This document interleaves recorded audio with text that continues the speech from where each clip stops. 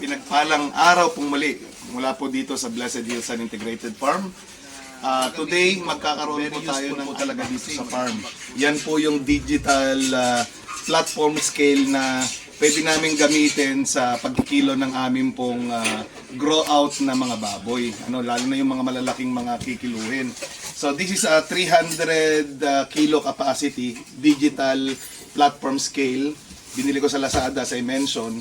Titingnan natin ngayon ito para malaman natin kung pwede natin i-recommenda sa mga ibang mga farmer. Unboxing tayo. Okay?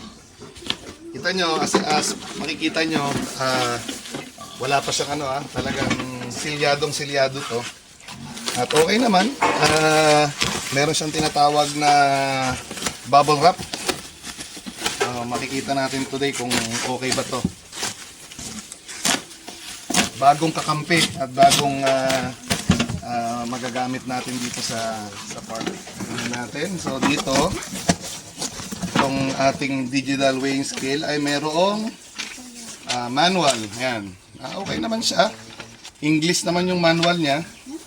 So, kung paano siyang i-maintain, paano siyang, ano yung features niya, paano siyang install, operation, ayan. Ito yung laman ng usok nitong produkto na to. So, yung kanyang digital tawag dito, digital na na display. Dito makikita natin mamaya yan kung okay na okay ba siya. Okay. So ang gawin natin, kunin muna natin yung pinaka-platform. Okay, ilalabas natin.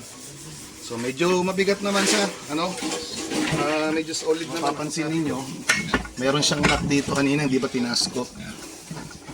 Doon sa nabasa kong una, ganyan lang. So ganyan siya. Okay naman, solid na solid yung kanyang platform. So itataas mo lang ito, okay na. Maglalak na siya ng usak. Ito na yan. So ito yung niya, platform niya. Tingnan natin yung loob niya. So pinapatong lang. Meron siyang ganito dito sa loob. Nakaganito siya dito. Ayan. So ngayon titingnan natin kung paano natin ito i-operate ngayon. So, okay na siya. Natin ngayon yung digital monitoring screen nitong ating weighing scale. Titingnan natin kung gaano ito ka-accurate. Kasi siyempre digital siya. Hindi natin alam actually kung gaano ito ka-accurate. Kaya ang gagawin natin dito, i-calibrate natin siya. Kasi may mga timbangan naman kami dito sa farm, yun nga lang medyo hindi kaya yung mas mabibigat, kaya bumili talaga ako to. Nag-invest ako, bagong investment na naman to sa farm kasi gamit na gamit ito kasi para sa aming mga grow out ng aming pong mga alaga dito sa farm.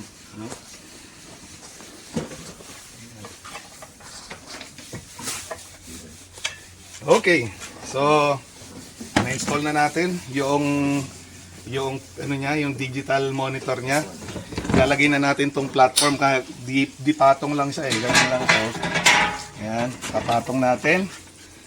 And kung mapapansin nyo, dito sa side, meron ditong on-off switch. Okay?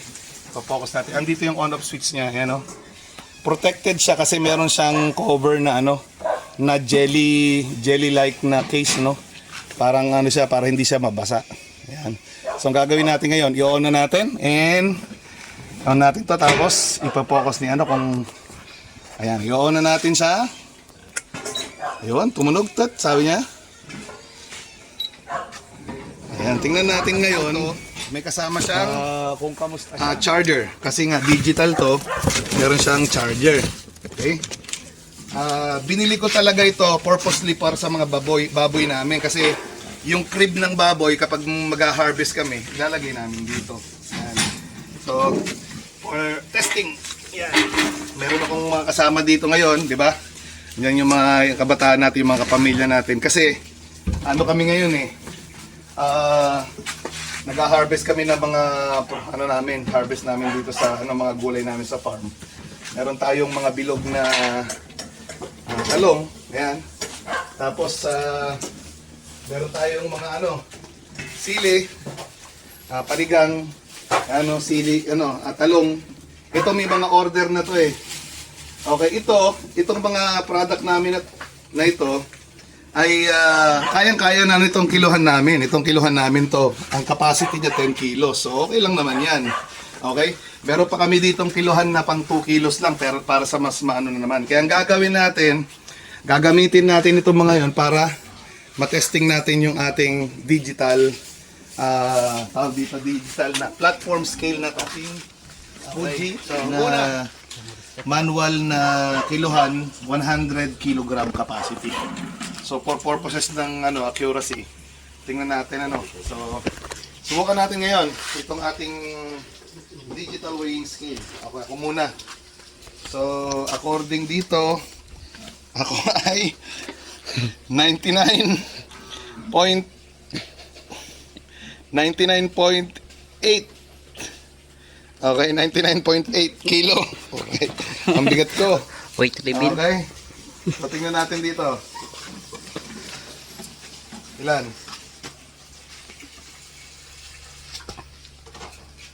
Yan. Almost 100 na rin siya. Sakto lang. Parehas. Ako ay 99.8. kilos din. So, sa timbang ko, accurate na accurate ito. Try natin ulit ito. Okay, ito naman ang unahin natin. Okay? Itong mineral water, meron siyang lamang tubig. Ilang kilo? Stable. Okay? It is 12.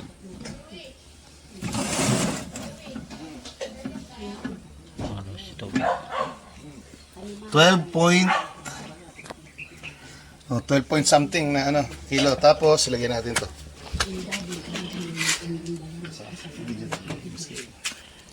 Okay, tamang-tama din, 12 din. So, ayan, recommended ba natin to? Okay, maganda siya.